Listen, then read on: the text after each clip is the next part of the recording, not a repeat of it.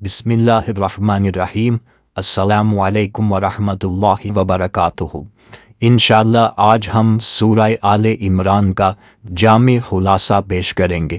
یہ قرآن پاک کی تیسری سورت ہے جو ایمان، صبر، اتحاد، قربانی اور آخرت کی کامیابی کے عظیم دروس سے بھری ہوئی ہے۔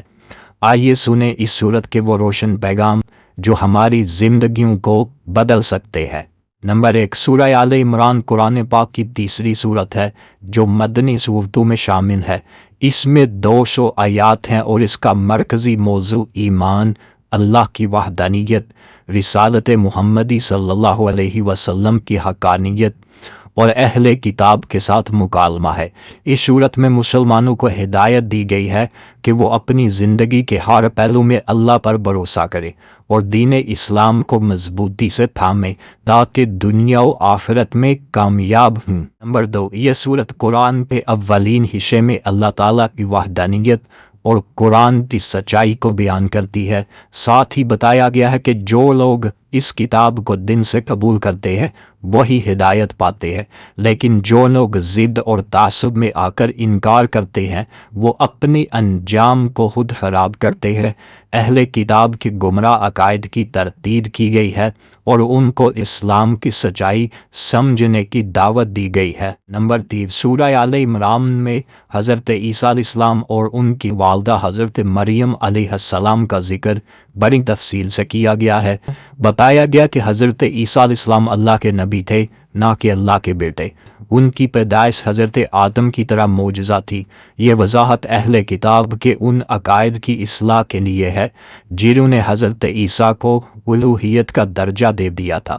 اسلام نے انہیں نبی کی حیثیت دی۔ نمبر 4، اس صورت میں مسلمانوں کو یہ تعلیم دی گئی ہے کہ وہ صبر، استقامت اور اللہ پر توکل اختیار کرے، دنیاوی آزمائشوں اور مشکلات کے باوجود ایمان پر قائم رہے۔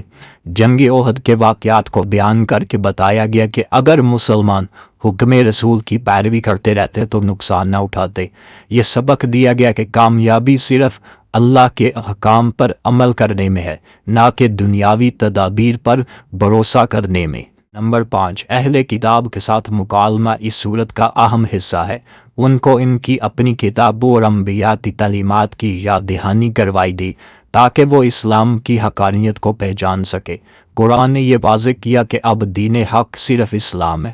حضرت ابراہیم علیہ السلام کے دین کو بنیاد بنا کر بتایا گیا کہ وہ نہ یہودی تھے نہ عیسائی، بلکہ خالص اللہ کے فرما بردار مسلمان تھے۔ نمبر 6، سورہ آل عمران میں اللہ کی راہ میں خرچ کرنے کی فضیلت اور مومن کی پہچان بیان کی گئی ہے۔ حقیقی ایمان صرف زبان سے نہیں بلکہ عمل سے ظاہر ہوتا ہے۔ جو لوگ خوشحالی اور تنگ دستی میں اللہ کی راہ میں خرچ کرتے ہیں، غصے کو دباتے ہیں اور دوسروں کو معاف کرتے ہیں، وہی متقی اور جنت کے مستحق ہے۔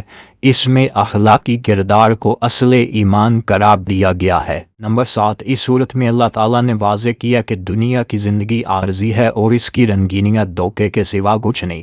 اصل کامیابی آخرت میں جہاں جنت ہمیشہ کی نعمتوں کا مقام ہے۔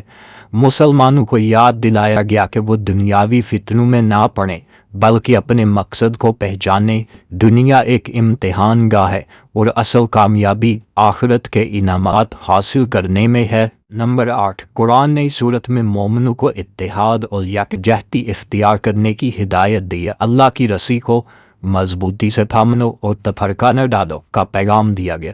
مسلمانوں کو متنبہ کیا گیا کہ اگر وہ اختلافات میں پڑیں گے تو دشمن ان پر غالب آ جائے گا۔ اسلامی معاشرہ تب مضبوط ہوگا جب سب اللہ کی رضا کے لیے متحد رہے اور باہمی اخوت کو قائم رکھیں۔ نمبر 9، سورہ آل عمران میں جہاد اور قربانی کا تصور بھی بڑی وضاحت سے بیان کیا گیا۔ اللہ کے دین کے قیام کے لیے ہر قسم کی قربانی کو لازم قرار دیا گیا۔ مسلمانوں کو یقین دلایا گیا کہ اگر وہ اللہ کے دین کی نصرت کریں گے تو اللہ بھی ان کی مدد کرے گا۔ شہادت کا مقام بیان کر کے بتایا گیا کہ شہید زندہ ہیں اور اپنے رب کے حضور رزق پاتے ہیں۔ نمبر 10، جنگ احد کے موقع پر مسلمانوں کی کمزوریوں اور غلطیوں کو بیان کر کے ان کی اصلاح کی گئی۔